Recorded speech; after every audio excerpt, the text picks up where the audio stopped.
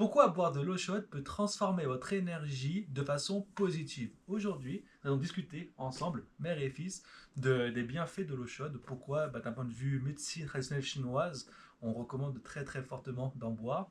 Et surtout aussi pourquoi il faudrait éviter l'eau froide un maximum. Nous allons ensuite discuter d'huile essentielle qu'on pourrait ajouter, agrémenter dans nos boissons, surtout l'eau chaude et d'autres boissons chaudes aussi, pour pouvoir chercher des fois un petit goût, un gustatif qui nous plaît bien, mais aussi des bienfaits qui sont plus bénéfiques pour notre santé. Et puis enfin, je sais que ma mère aimerait bien partager sa petite recette favorite d'hiver, sa boisson chaude favorite pour prendre soin et de son moral et de son goût, mais aussi pour sa santé. Alors bonjour maman. Bonjour Florian. Je profite qu'on puisse boire cette bonté ensemble pour discuter un peu de l'eau chaude. Alors pour commencer, qu'est-ce que sont les bienfaits d'un point de vue médecine traditionnelle chinoise de boire de l'eau chaude? En médecine traditionnelle chinoise, l'eau est associée à la saison de l'hiver. On est en pleine saison de l'hiver. Ça se voit plutôt Ça bien. se voit bien. Est associée aussi aux organes, à l'organe rein. C'est quand même les reins qui vont gérer, filtrer les liquides dans notre corps et permettre au travers de l'urine d'éliminer les déchets et ce qui est sain retourner en circulation. Donc ça c'est un premier point. Les reins, la médecine chinoise joue un rôle essentiel. C'est notre batterie, notre réserve énergétique. Si nos reins sont à plat, on n'est pas bien. On n'est vraiment pas bien. Les reins s'occupent de notre cerveau et de notre moelle épinière, enfin des moelles en général. Je parle toujours en médecine chinoise, va s'occuper des os, s'ouvre aux oreilles, au niveau des cheveux aussi. On a la force des reins aussi par rapport aux cheveux. Donc, regardez, avec le vieillissement, qu'est-ce qui se passe? Nos dents se déchaussent, jouent un rôle là-dessus. La couleur de nos cheveux part pour devenir de plus en plus blanc. C'est l'énergie de nos reins. On perd de l'équilibre. On me dit toujours que le centre de l'équilibre est au niveau des oreilles, mais quand nos reins sont de plus en plus faibles, là on a des pertes d'équilibre. D'ailleurs, une fois, j'avais été malade et suite à cette maladie, pendant quelques temps, pendant quelques jours, j'ai eu des pertes d'équilibre. C'était assez impressionnant. Donc, prendre soin de l'énergie de ses reins, c'est très important. Alors, on va parler du yin des reins, de l'essence. Cette essence qui va avoir vraiment le carburant pour nous faire vivre, ni plus ni moins. Aussi simple. Et puis, c'est sûr qu'il ne s'agit pas là de faire un cours de médecine chinoise et puis d'être très, très pointu dans la matière, mais vraiment se donner les grosses lignes. La compréhension. C'est ça. De ce fait, boire de l'eau chaude va soutenir cette énergie. Comment c'est possible que ça soutienne cette énergie? Si je bois de l'eau froide, qu'est-ce qui se passe? Là, on va rester dans notre saison de l'hiver. Oui. Si je bois de l'eau froide maintenant, alors qu'il fait déjà froid en extérieur, je vais sentir que tout va se contracter à l'intérieur de moi. Mon système digestif va pas apprécier la blague. Je vais sentir ce froid interne s'installer. Même mon tube digestif, là, il va faire hop, il va se contracter par le côté du froid. Or, l'eau chaude va aider, va soutenir cette digestion. Pour pouvoir digérer correctement, on a besoin du feu digestif. Les reins va soutenir l'estomac dans son travail de digestion en lui apportant cette énergie, ce yin pour qu'il ait le feu digestif. Je sais qu'à l'heure actuelle, beaucoup de personnes souffrent justement de problèmes digestifs. Autour de nous, on remarque souvent, quand on pose des questions, problème de sommeil, problème de digestion, c'est des choses récurrentes. On ne parle pas en plus de l'aspect émotionnel des choses, mais la première des choses qu'on peut faire pour s'aider, arrêtons de boire de l'eau glacée. Surtout que je ne sais pas si tu as remarqué, mais ici, c'est une petite coutume. Moi, je sais qu'en 2010, quand nous sommes venus faire notre voyage d'exploration, c'est la chose qui m'a surprise. On était en plein mois de février, il faisait un -11 dehors, nous on débarquait de la Côte d'Azur et qu'est-ce qu'on nous sert? Des grands verres d'eau remplis de glace. Oh mazette que j'étais incapable de les boire. Ouais, je te comprends. D'ailleurs, c'est marrant parce que tu parles de ça, mais j'ai fait quand même pas mal de restauration aussi. Et j'ai remarqué en restauration que dès qu'une personne, une famille était asiatique, la première chose qu'ils demandaient très souvent pour boire, c'était de l'eau chaude avec un citron avec. Donc je servais beaucoup d'eau chaude, mais qu'à des personnes asiatiques. Oui, effectivement. Parce que c'est dans leur culture, ils savent que la boisson chaude va apaiser le froid interne, va favoriser la circulation du qi, va aider le feu digestif, comme je l'ai dit. Donc, c'est vraiment dans leur culture. Ça va aussi prévenir la stagnation et les problèmes qu'on retrouve couramment en hiver. Comme je vous ai dit, l'hiver, c'est tout est figé, tout est resserré, etc. Donc, ça va être stagnant. Si on réchauffe le corps de façon interne et pas seulement que par l'extérieur, par le chauffage ou quoi que ce soit, mais qu'on lui apporte du feu interne, la circulation se fait plus correctement au niveau de notre énergie et de nos liquides. Il n'y a pas que comment ça s'appelle, le sang qui circule, mais il y a aussi la lymphe, il y a plein de choses Donc qui finalement, circulent. boire de l'eau chaude pourrait aussi aider la circulation du sang ainsi que de l'énergie. Tout à fait. Le sang transporte l'énergie et l'énergie mobilise le sang, favorise la Ils ont une circulation du relation un sang. peu symbiotique. Ah oui, oui, ils sont interdépendants. Ok. Ils ne fonctionnent pas l'un sans l'autre.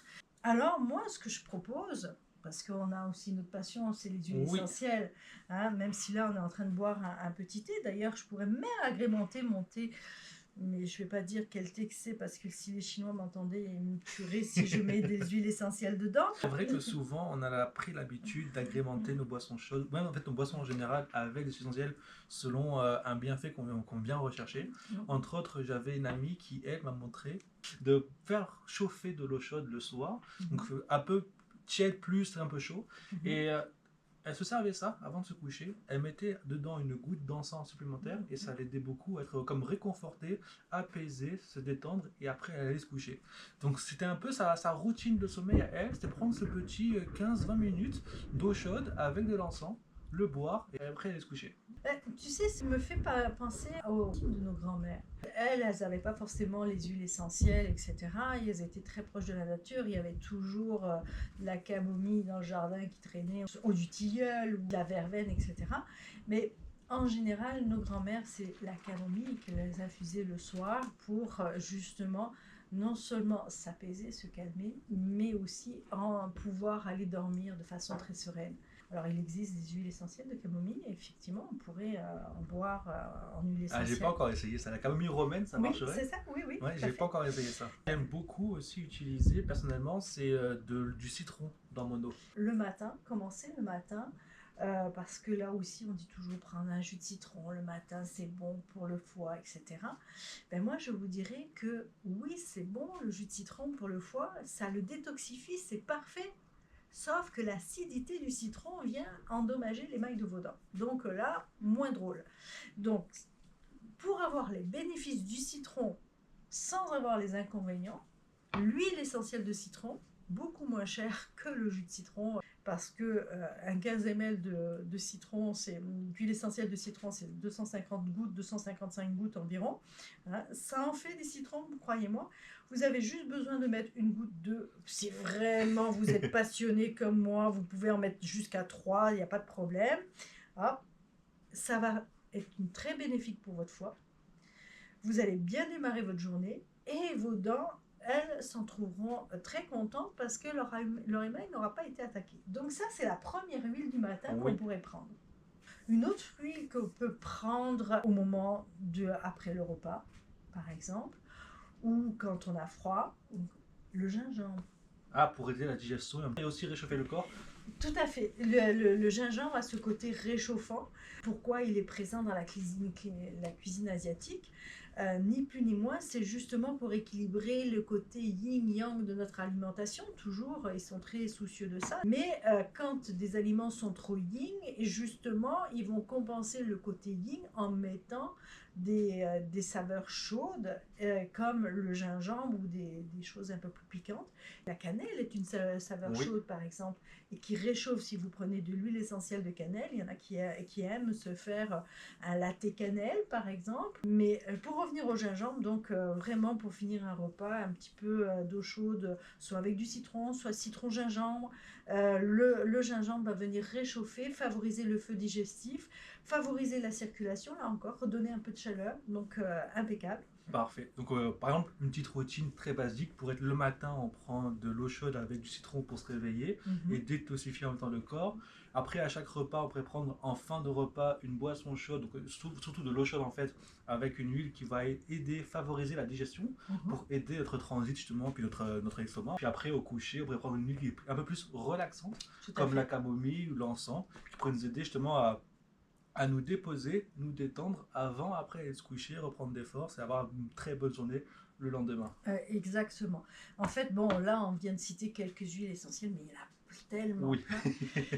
On pourrait Puis, faire un podcast d'au moins 1 heure et demie, 2 heures, 4 heures, ah, 5 de heures petites là-dessus. recettes d'huiles essentielles, c'est certain. Par contre, moi, je vais me faire plaisir, si vous Ah, donc voulez, c'est le moment où tu aimerais partager ta recette spéciale d'hiver. à ma recette spéciale d'hiver, parce que moi, j'ai une affinité pour le thé chai. Puis, plus particulièrement, mon thé chai, j'aimais bien faire un latte. Ah, pour le côté un peu plus crémeux, côté un peu Oui, plus oui, oui, oui, gourmand. oui. Moi là-dessus, je suis pas forcément une puriste, même si j'adore les très bons thés, etc. Mon matcha, il faut que ce soit un latte matcha. Et puis mon thé chai, il faut que ce soit un latte chai. Là, pour le coup, juste de l'eau, c'est pas assez crémeux, onctueux Ah, dans c'est les. pour le matin, il faut faire un peu plaisir C'est le aussi. côté onctueux de l'affaire. Puis en plus, si on le fait mousser, alors là, c'est le bonheur. Le jour où mon magasin de tête préféré sur René Lévesque a fermé à Québec, j'étais bien triste parce que là, je me faisais un plaisir. Il avait différentes variétés de chai. Et moi, je choisissais la variété où on retrouvait la cardamome, l'anis étoilé, le gingembre, le clou de girofle, le poivre rose, le poivre noir. Et là, je me suis dit, ah, comment je vais faire mon latte chai? J'ai des huiles essentielles. Je vais faire mon mélange de chai.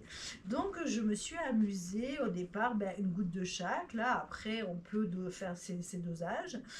J'ai même du coup profité de mettre aussi du curcuma, de l'huile essentielle de curcuma. Parce qu'on sait très bien qu'en Inde, on n'a pas que les thé chai, on a aussi le lait d'or qui est fait avec du curcuma. Donc, moi, allez hop, je marie tout ça. Quel est l'intérêt, si ce n'est que ça fait du bien au goût, au moral, ça donne de la chaleur, etc. Parce que chaque épice a ses propriétés. Et là, on a déjà parlé du gingembre avec le côté ça chauffe, ça stimule.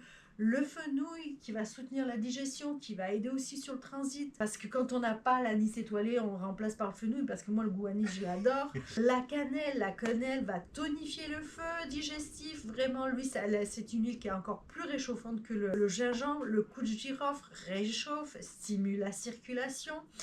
Le curcuma, c'est un anti-inflammatoire, on le sait parfaitement. Il va soutenir l'humidité. Poivre rose et poivre noir amplifie les effets des autres huiles. Rajoute un peu de piquant, du caliente dans tout ça. Enfin bon, on ne risque pas d'avoir froid en hiver. Après va arriver l'été vert et puis avec le matcha notamment. Mais pour rafraîchir, je tiens à attirer ton attention parce que on a parlé là de l'hiver, etc. On parle des boissons chaudes et puis je viens de parler de ce chai. Est-ce que on regarde les Touaregs, Oui, dans le désert, les hommes du désert là, ils boivent beaucoup de thé à la menthe. à la menthe. Donc, boisson chaude encore, et pourtant on pourrait dire qu'il fait 40 dans le désert, on aurait envie de la glace. Non, non, boisson chaude, mais la menthe, ce n'est pas en hiver qu'il faut la boire. C'est en été parce que c'est une plante rafraîchissante. Même si elle est bue dans un liquide chaud, elle est rafraîchissante. Donc, si je résume un petit peu, il Mhm. faut qu'on puisse, qu'on prenne de l'eau chaude à l'année longue. Ça va aider notre digestion, ça va aider la circulation sanguine, ça va aussi nous aider à nous relaxer, à nous détendre de temps en temps.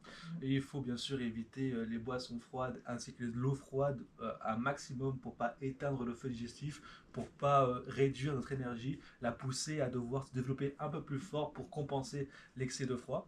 Et puis bien sûr, durant l'hiver, tips tricks, il ne faut surtout pas prendre de thé, de boisson chaude à base de menthe, parce que même si c'est chaud, ça rafraîchit. Et puis bien sûr, on peut aussi agrémenter notre boisson chaude et nos eaux chaudes avec des bonnes huiles essentielles pour nous aider justement à détoxifier, à digérer, à se relaxer, à aussi parfois se rafraîchir, dépendamment de la saison et de notre envie. Alors, merci beaucoup pour Merci à cette toi. discussion. J'espère qu'elle vous a plu. N'hésitez pas à essayer la recette spéciale de Teh Chai et à nous dire en commentaire comment vous trouvez ça, si vous aimez ça, si vous sentez un petit peu justement la chaleur, le côté chaud, le côté système immunitaire. Et puis on se retrouve très vite pour un prochain épisode. Merci beaucoup. Merci.